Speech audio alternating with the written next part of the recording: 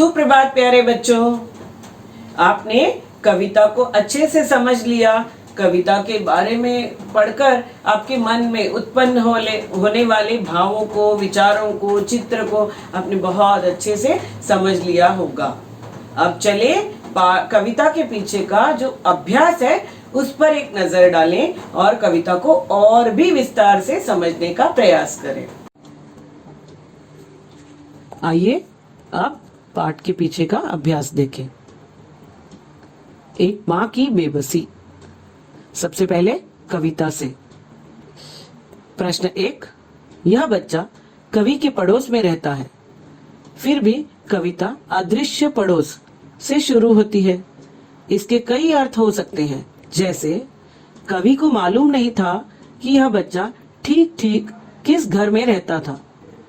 पड़ोस में रहने वाले बाकी बच्चे एक दूसरे से बातें करते थे, पर यह बच्चा बोल नहीं पाता था। इसलिए पड़ोसी होने के बावजूद वह दूसरे बच्चों के लिए अनजाना था। तो इन दोनों में से कौन सा अर्थ तुम्हें ज्यादा सही लगता है? क्या कोई और अर्थ भी हो सकता है? तो यहाँ पर आप उत्तर देखेंगे। उत्तर है ख।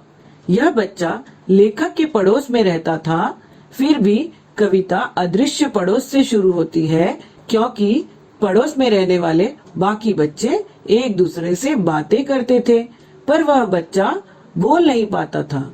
वह बच्चा गूंगा था, इसलिए दूसरे बच्चों को नहीं पता था कि वह कहाँ रहता था। प्रश्न 2। अंदर की छटपटाहट उसकी आंखों में किस रूप में प्रकट होती थी? पहला, चमक के रूप में, डर के रूप में, जल्दी घर लौटने की इच्छा के रूप में। यहाँ पर उत्तर है डर के रूप में। आगे देखेंगे, तरह तरह की भाषाएं।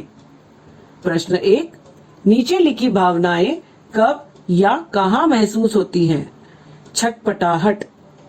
1, अधीरता, कहीं जाने की जल्दी हो और जाना संभव न हो, जैसे स्कूल की छुट्टी में अभी काफी देर हो, पर घर पर ऐसा कोई मेहमान आने वाला हो जिसे तुम बहुत पसंद करते हो।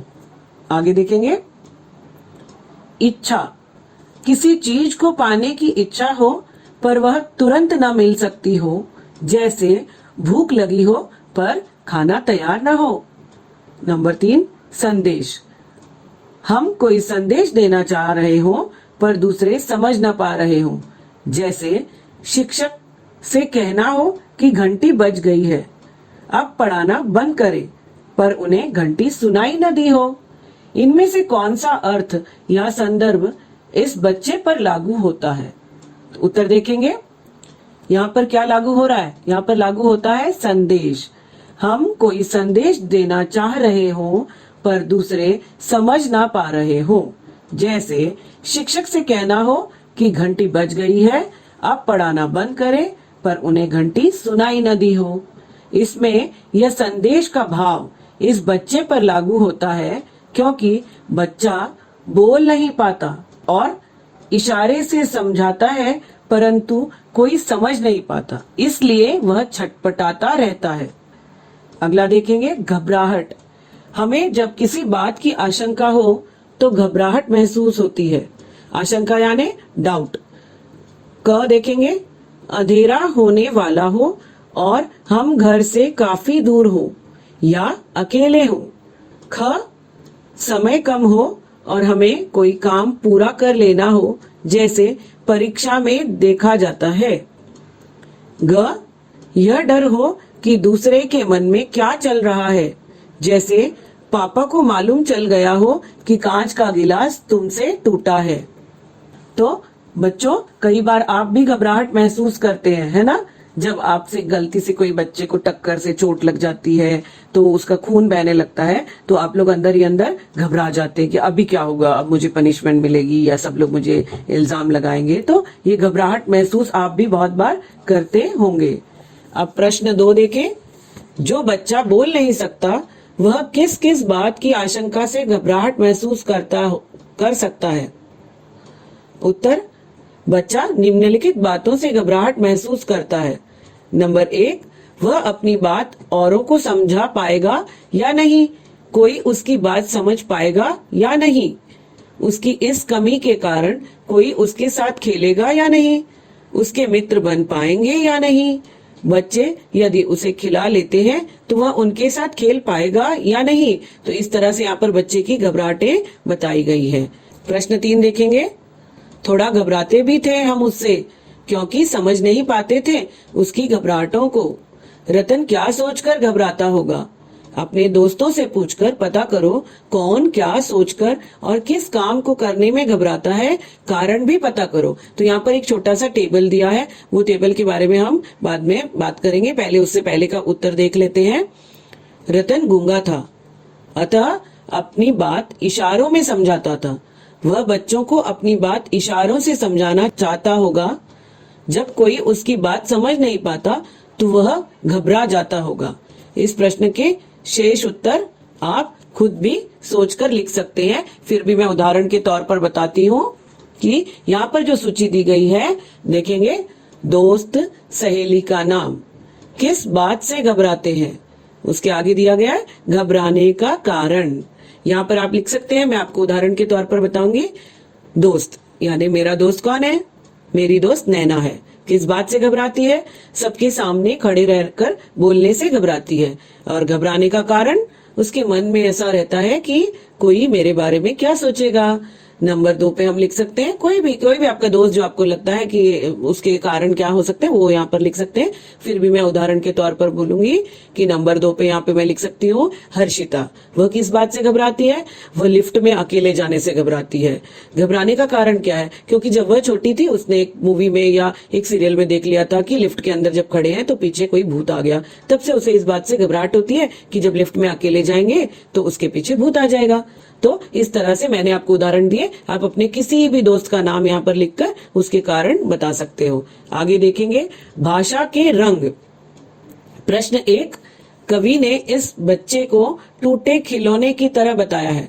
जब कोई खिलौना टूट जाता है तो वह उस तरह से काम नहीं कर पाता जिस तरह से पहले करता था। संदर्भ के अनुसार खाली स्थान भरो। तो यहाँ पर आपको बताया गया है गाड़ी टूटने का कारण पहिया निकल जाने पर, और उसका नतीजा क्या हुआ? चल नहीं पाती है। गुड़िया सीटी निकल जाने पर, और उसका नतीजा क्या होता है? नीचे देखो उत्तर भी लिखे हैं, बज नहीं पाती। आगे देखेंगे गेंद हवा निकल जाने पर क्या होता है उसे? जब गेंद की हवा निकल जाती तो वह उछल नहीं पाती है। जोकर चाबी निकल जाने पर चल नहीं पाता या आपके सामने खेल कर दिखा नहीं पाता है। तो इस तरह से हमने भाषा के रंग देख लिए। भाषा के रंग में प्रश्न 2 देखेंगे। बेबस शब्द बे और बस को जोड़कर बना है। यहाँ बे का अर्थ बिना है। नीचे दिए गए शब्दों में यही बे छिपा है। इस सूची में तुम और कितने शब्द जोड़ सकते हो? तो यहाँ पर प्रश्न भी आपको एक समय पे दिखेगा और उत्तर भी। बेजान, बेचैन, बेसहारा, बेहिसाब। तो हम वहां पे रिक्त स्थान भरेंगे। बेईमान, बेशरम, बेनाम, बेमिसाल, बेघर और बेजोड़। देखने के तरीके। प्रश्न 1, इस कविता में देखने से संबंधित कई शब्द आए हैं। ऐसे 6 शब्द छांट कर लिखो। तो कविता में हमने बहुत सारे शब्द पढ़े हैं। उन शब्दों में से जो देखने के लिए प्रयुक्त हुए हैं वे शब्द हैं अदृश्य, देखना, इशारे, आंखें, निहारती, छलकती। प्रश्न 2, माँ की आंखों में छलकती उसकी बेबसी। आंखें बहुत कुछ कहती हैं, वे तरह तरह के भाव लिए हुए होती हैं। नीचे ऐसे कुछ आंखों का वर्णन है। इनमें से कौन सी नजर तुम पहचानते हो? सहमी नजरें, प्यार भरी नजरें, क्रोध भरी आंखें, उनिंदी आंखें, शरारती आंखें, डरावनी आंखें। तो उत्तर देखेंगे। हम इन सभी नजरों को पहचानते हैं, जैसे सहमी नजरें, प्यार भरी नजरें, क्रोध भरी आंखें, उनिंदी आंखें, शरारती आंखें, डरावनी आंखें इत्यादि। तो यहाँ 1-2 आंखों के उदाहरण मैं दे दूं ताकि आप भी अपने दिमाग से उसे याद कर सको। डरावनी आंखें, जब आप बहुत डर जाते हैं तो आपकी आंखें या तो कभी कभी बड़ी सी हो जाती हैं, आपने अचानक कोई सांप देख लिया या कुछ देख लिया तो आपकी आंखें एकदम डरावनी सी हो जाती है, आप महसूस कर पाओगे इस बात को। उनिंदी आंखें, उनिंदी जब कभी शिक्षिका जो है ना क्लास में पढ़ा रही होती है और आपको बहुत नींद आ रही होती है, वो दिन जरा याद करो, आपकी आंखें ऐसे धीरे धीरे बंद हो रही होती है, तो वो आंखें होती है उनिंदी आंखें। क्रोध भरी नजरें, यदि आपके हाथ से कोई ग्लास टूट जाए, हाँ, तो जरा अपनी मम्मी की वो आंखें याद करो, क्रोध भरी आंखें, मम्मा कितने गुस्से में आती है। तो इस तरह से मैंने आपको ये आंखों के बारे में कैसे जरा याद करना है बताया। आप भी इनको महसूस करके इस उत्तर को अपने आप भी लिख सकते हैं, और ऐसा जरूरी नहीं है कि आपको हर आंखों का एहसास हुआ हो, अब से आप इन आंखों को एहसास कर सकते हो धीरे धीरे। प्रश्न 3 देखेंगे। नीचे आंखों से जुड़े कुछ मुहावरे दिए गए हैं, तुम इनका प्रयोग किन संदर्भों में करोगी? आंख दिखाना, नजर चुराना, आंख का तारा, नजरें फेर लेना, आंख पर पर्दा पड़ना। तो हमने मुहावरे पढ़े थे ना, तो हम मुहावरों को फिर से भी देख सकते हैं, एक आधा वहां से भी मिल जाएगा, या फिर यहाँ पर हम अभी आपको बता देते हैं। उत्तर है आंख दिखाना यानी डराना। कई बार आप बहुत शैतानी करते हो ना अपनी मम्मा के सामने जाकर, और मम्मा की सहेली बैठी होती है तो मम्मा आपको आंखों से इशारे करती है कि बस बंद करो, तो मम्मा क्या करती है उस समय आपको आंख दिखाती है। तो हम जरा देखेंगे, आंखें दिखाकर माँ अपने सारे काम करवा लेती है, याद आया? 2 नंबर देखेंगे। नजर चुराना, अपनी गलती पर शर्मिंदा होना। अध्यापिका जी ने जब कक्षा में हुई शैतानी के बारे में पूछा तब विद्यार्थियों ने नजरें चुराई। तो आप लोग अपनी आंखें नीचे कर लेते हैं, इधर उधर देखते हैं, तो उसे कहते हैं नजर चुराना।